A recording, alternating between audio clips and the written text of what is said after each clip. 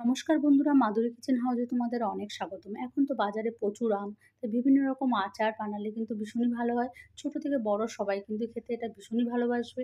দেখো, আজকে আমি 700 গ্রাম মতো আম নিয়ে নিয়েছি। আজকে বানাবো রোদ্দুরের ঝামেলা ছাড়া, তেল ছাড়া আজকে আমের ঝুরি আচার বানাবো। দেখো, তোমাদের সাথে কথা বলতে বলতে আমি আমগুলো সমস্ত কিন্তু ধুয়ে পরিষ্কার করে নিয়েছি। দিয়ে বোটাটাকে ভালো করে ছাড়িয়ে নিতে হবে। ছাড়ানোটা যেই হয়ে যাবে তারপরে সমস্ত আমের খোসাগুলো কিন্তু ছাড়িয়ে নেব।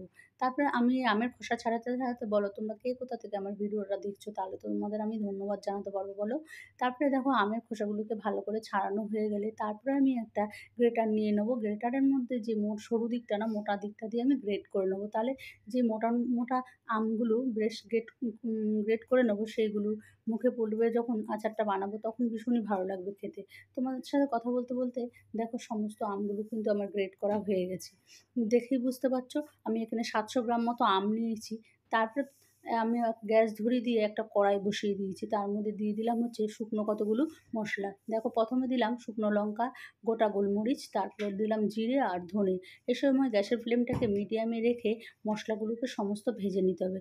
এই মশলা থেকে যখন সুন্দর একটা গন্ধ বেরোবে তখনই বুঝবে মশলাটা হয়ে গেছে। তারপরে আমি এটাকে হামানদিস্তায় গুঁড়ো করে নেবো। তারপরে দেখো, কড়াই বসিয়ে দিয়েছি, ওর মধ্যে দিয়ে দিলাম সমস্ত আমগুলোকে। আম দেওয়ার পরে তারপরে সঙ্গে সঙ্গে দিয়ে দিলাম হাফ কাপ চিনি। মিষ্টিটা তোমাদের পছন্দ মতো টক ঝাল মিষ্টি হবে, তবেই না আচার খেতে ভালো হয় বলো। তারপরে চিনির সাথে আমটাকে ভালো করে মিশিয়ে নিতে হবে। খুব ধৈর্য ধরে এই কাজটা করতে হবে। গ্যাসের ফ্লেমটা এই সময় মিডিয়ামে করে রাখতে হবে।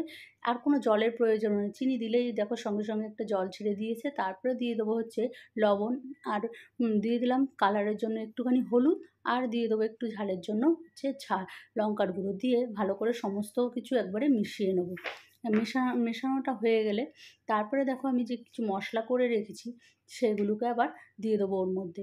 দেখো, সমস্ত মশলাগুলো কিন্তু খুব বেশি করে গুঁড়ো করিনি, একটু হালকা দানা দানা থাকবে সেরকম দেবো। মুখে পড়লে কিন্তু খুবই ভালো লাগবে। তারপরে দেখো, গ্যাসটাকে আমি অফ করে দিয়েছি এবং সমস্ত মশলাগুলোকে মিশিয়ে দিলাম। অল্প অল্প করে মশলা দিয়ে মেশালে তাহলে খুবই ভালো হয় খেতে আচারটা। তারপরে দেখো মেশানো হয়ে গেছে। তারপর আবারও একটু মশলা ছিল, সেটাকেও আবার আমি দিয়ে দিলাম। দেখো, দিয়ে আবারও এটাকে ভালো করে মিশিয়ে নেব। অল্প অল্প করে দিলে কিন্তু সমস্ত আমের মধ্যে ভালো করে মশলাগুলো ঢুকে যাবে, খেতেও ভীষণ ভালো হবে।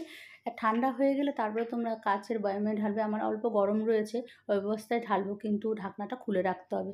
তোমাদের যদি এই ভিডিও ভালো লাগে অবশ্যই একটা লাইক করো, আর শেয়ার করো, সাবস্ক্রাইব করে নিও। নতুন বন্ধু হলে অবশ্যই ফলো করে নিও। দেখা হবে।